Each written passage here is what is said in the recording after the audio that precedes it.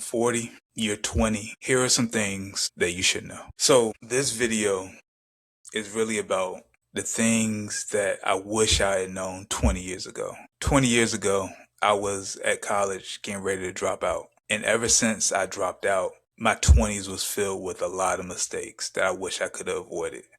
And then my 30s was filled with even more mistakes. And then probably towards the latter end of my 30s, 35 and up, I started to correct those mistakes. So I actually want to get into this topic. I want to talk candidly about it. I want to really help the 20-year-old version of myself. I want to help you who might be in your 20s trying to figure out life and trying to figure out what's next.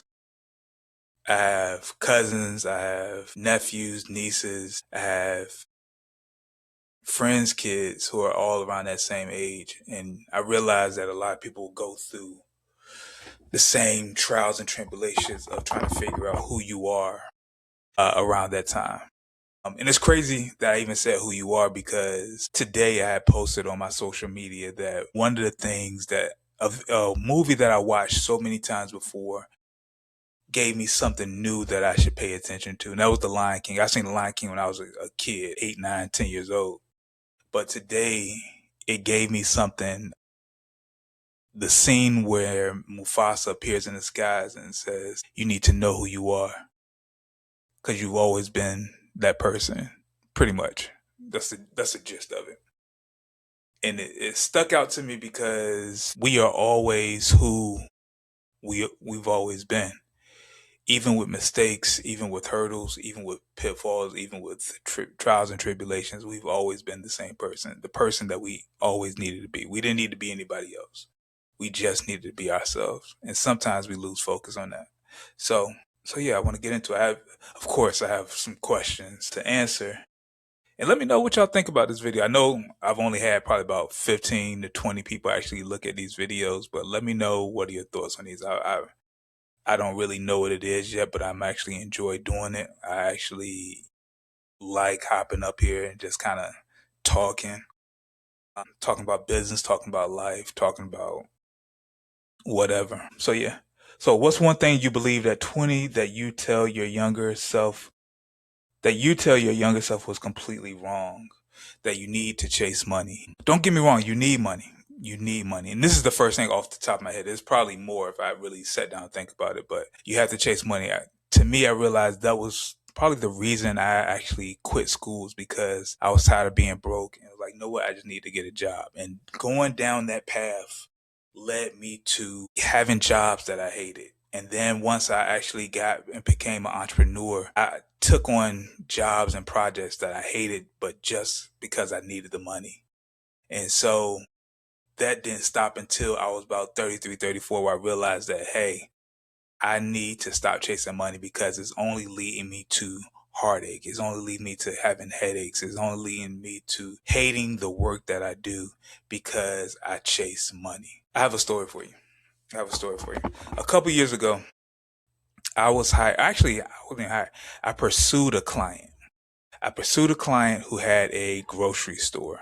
It was a black owned grocery store in the area. And I asked anybody who had a connection, hey, plug me in with the manager. I feel like I can help them with their social media. Mind you, I wasn't a social media guru. They had nothing, and I feel like I could definitely help them get past the nothing stage and really kind of start to grow from there. I knew a little something, but I wasn't like a guru like that. So one of my friends said, hey, you know what? I know him. Let me plug you in. And that's what they did. I had a meeting, and I was thinking like it was going to be like a Publix, or, we have Food Line or Kroger. It wasn't like that at all. Once I walked in, I knew that I wasn't going to be able to help them. But I gave them a price. They took the price. And at the time, it was my highest monthly retainer amount that I've ever charged and ever got. But I knew in my heart of hearts that they didn't have the infrastructure. They didn't have the product. They didn't have the setup for me to really grow this. But I still took the money. And then after about 3 months, they said, hey, we're going to stop paying you. And by this time, I had started to bring in people. I had started to have my mind set on that money every month. And that was probably the last time that I took a check just because of the money. Last time.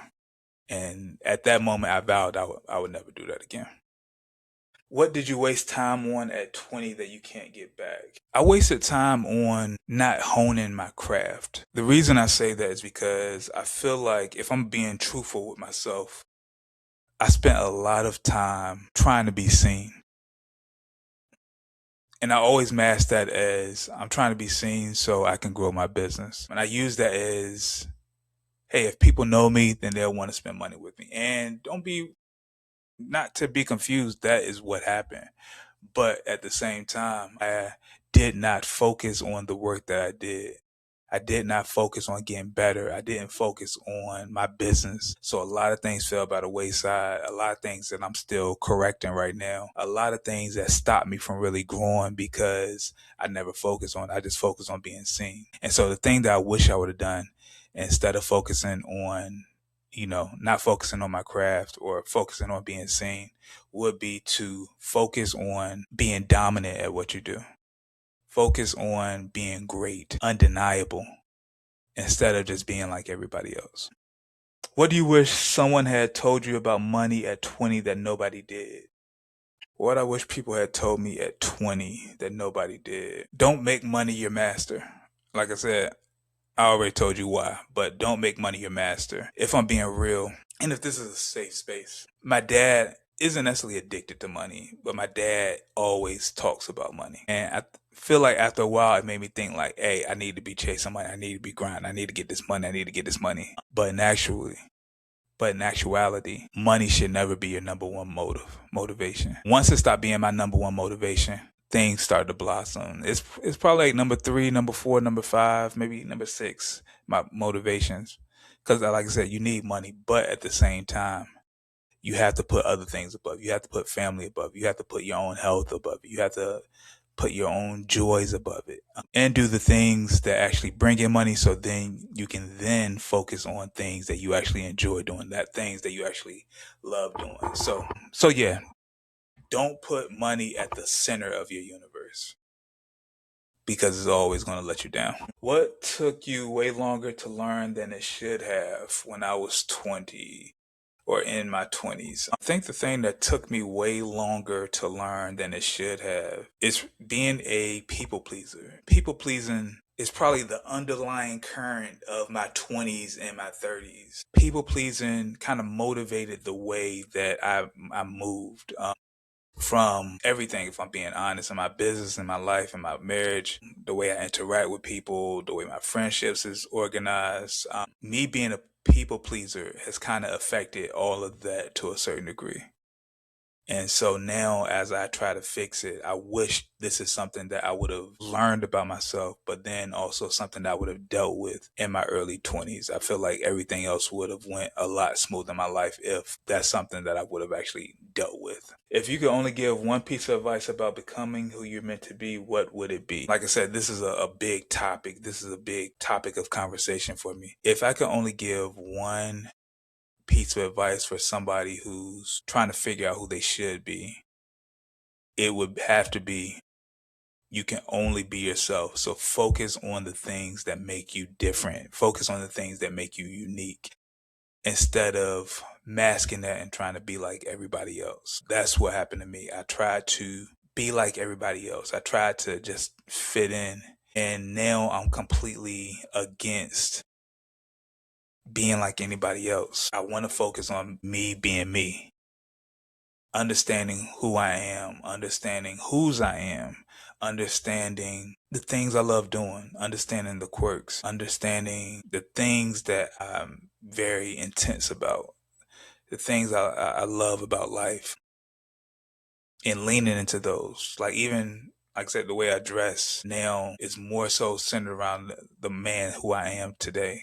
Instead of trying to be like everybody else. Like, when I go places, I look different from everybody else.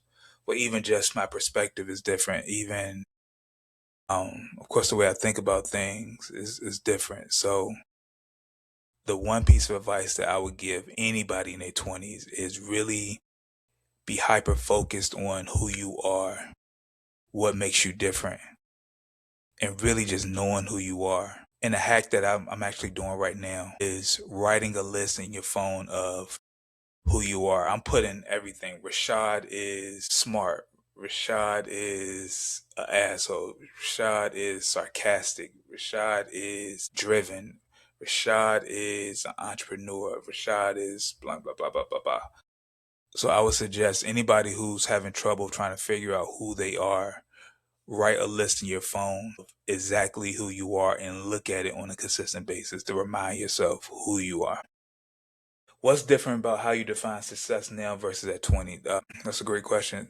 Before, success was money. Success was having a big house, having these nice cars, and really just having a whole bunch of money and the things that come with money. Now, for me, it's about really living life how I dreamed it would be. Living the life of my dreams, excuse me. Living the life of my dreams. And that means sometimes I don't work on Fridays. That means money coming in and I'm not working myself to death. That is traveling with my family. That is taking my daughter on play dates on Saturdays if I want to. Being hyper vigilant about the work that I do. That is creating content for the internet if I want to. Like, it's really about just living the life that you want to live. And that's probably the thing I wish my 20-year-old self knew. So I feel like one of these days I'm gonna do this without looking at questions, but I feel like questions kind of give me a flow to it. It gives me, I'm better with answering questions than just coming off top of the head and just talking for 15, 20 minutes. But of course, I like to end off these videos with some rapid fire questions that I also got from Claude. And hopefully you guys can, pick something up for this as well. First rapid fire is, what's one thing you tell your 20-year-old What's one thing you tell 20-year-old you about relationships? Relationships. I could take that a couple different ways. As far as like intimate relationships, I would say if I'm talking to 20-year-old Rashad, I'll say be the man that you say you are. And what I mean by that is stop trying to be something that you're not. Don't be a liar. Don't be a manipulator. Be the man who you said you are. Stop faking, stop fronting. Fix the things that hold you back. Fix your insecurities. And really just lead from just being who you claim to be. That would be my advice in relationships. Next one is, what's the biggest myth about being a creative that you believed back then? The biggest myth about being a creative is that you had to take on every project that came your way. You had to do it all. I've been in business 10 years. For the first 8 years, I felt like I had to do everything myself. I felt like it was only going to get done if I did it. And that's just the furthest from the truth. I started hiring people or having people as contract. Let me just say the verbiage right. I hired people as contractors starting like 3-4 years ago, where I just needed an admin. And then that turned into me needing an editor, which I got last year. And now it's starting to turn into me actually hiring other shooters to help me on projects, which I actually had second shooters for like weddings and other big, larger scale projects for a while now. But on a like pretty weekly, monthly basis, I am now bringing on people who can actually help me shoot my regular client projects. So the biggest thing that I learned is the biggest creative myth is you don't have to do everything yourself. You need some help, and that's going to be the only way that you can actually scale, which we talked about in the last video when it comes to delegation. So that will still hold true in this. What's one skill you wish you started building at 20 instead of later? I really wish I knew exactly the type of creator I wanted to be or creative I wanted to be. I thought I had to be. It's crazy. 20 years ago, or really probably about 10 years ago, and probably up until a couple of years ago, I thought I had to kind of be the filmmaker. I thought I had to make commercials. I thought I had to be the creative that was the expert photographer. I thought I had to be the jack of all trades. But what I realized is that first, you get more money being focused on something. But second, the only way you become great is by focusing on the things that you really want to do. Like for me, I'm super focused on, I realize the thing that makes me move is when the work that I do with a client, if it's making content, if it's helping them with their branding, is helping them with strategy, actually leads to money in their pocket. It actually leads to getting leads. It actually leads to new clients. That opens my heart up to the utmost degree. Me just creating content or me just creating videos for the sake of creating videos doesn't do anything for me. But when I can actually create a video, matter of fact, point taken, point. A couple of weeks ago, I did a video for not even a client, somebody that I know who actually has a massage business. And so I hired her to give me a stretch and then a massage. And so I was like, you know what? I need to make content this day. So I had myself mic'd up and just filmed her actually stretching me, giving me a massage, all that good stuff. I made a quick little video about their business, and she said that they end up getting probably about 3 or 4 new clients based off of that. That made me light up because that's what it's all about. Content is a tool to actually grow your business and be great at what you're doing and live the life of your dreams. It's not to just make films. It's not to just throw something online. It's actually content is here to do something for you. So you need to actually use it to help you do something for yourself. Trying to see if there's another question before my computer just went out for some reason, which is weird. Yeah, so that's it. So that's the video for today. Hopefully, if you're a 20-year-old watching this video, hopefully you'll take something from this because 20 is a great year. Even though the world is scary, a lot is happening. If you really focus on, the biggest piece of advice, the biggest takeaway from this is if you know who you are, everything else follows suit. And not the person that you want to be, but the person in your heart of hearts who God created you to be, who your parents created you to be, who your parents nurtured you into being. If you follow who you are, then everything else will work out. You'll have the career that you want. You will have the love that you want. You will have the money that you want.